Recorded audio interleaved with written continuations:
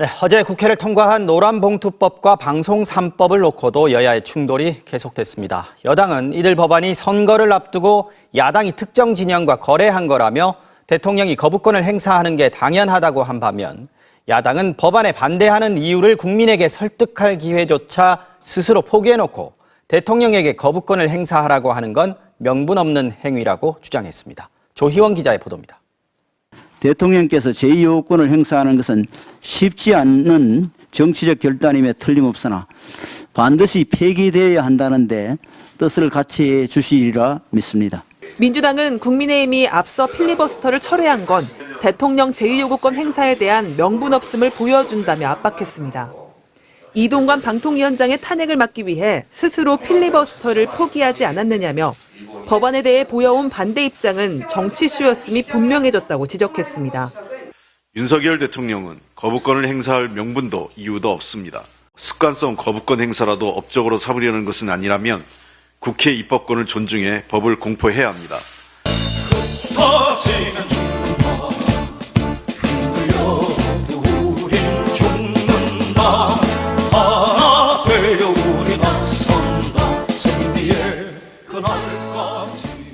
삼분 논평, 노란봉투법 거부권 행사는 정권 타도의 도화선이 될 것이다.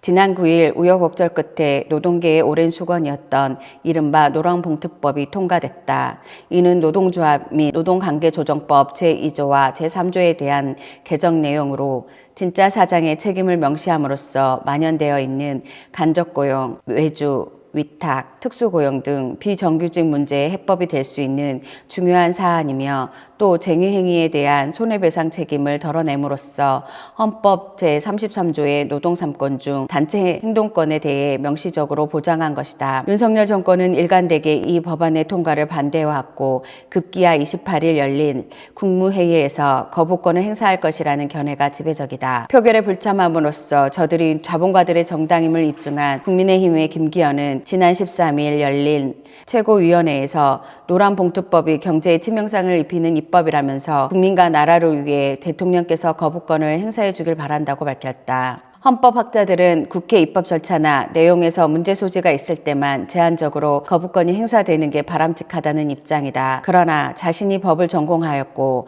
이른바 공정성 프레임으로 권좌를 차지한 윤석열에게 이미 진리, 진실 따위는 안중에없고 오직 자본과 재벌을 위해 반노동, 반민생 행보에 열을 올릴 뿐이다. 20일 민주노총은 광화문 앞에서 거부권을 거부한다 면서 집회를 열고 총력투쟁을 예고했다. 거부권 행사 저지를 위한 노숙 농성에도 돌입했다. 윤석열 정권의 거부권 행사는 형식적인 의회 민주주의마저 부정하는 파쇼적 폭거다. 헌법학자의 지적처럼 국회에서 적법하게 처리된 노란봉투법을 윤석열이 거부할 권한이 없다. 또 국민의 70%가 찬성하는 노란봉투법을 거부한다는 것은 그가 대통령이길 포기하고 자본의 마름임을 선언한 것이나 다름없다. 이미 윤석열 정권의 실정으로 민심이 술렁이고 있고 매주 토요일 서울에서는 윤석열 정권 퇴진 촛불문화제가 개최되고 있다. 인사참사, 외교참사로 시작한 이 정권은 경제 파탄, 민생 파탄, 남북관계 파탄을 불러왔다. 윤석열이 노란봉투법에 대한 거부권을 행사하는 경우 민중들의 분노는 그 한정량을 넘어서게 되는 것이다. 산술급수적으로 늘어나던 퇴진 요구는 노동자 민중의 역동성에 실려 기하급수적으로 확대돼 정권 타도로 수렴될 것이다. 민심 무서운 줄 알아야 한다.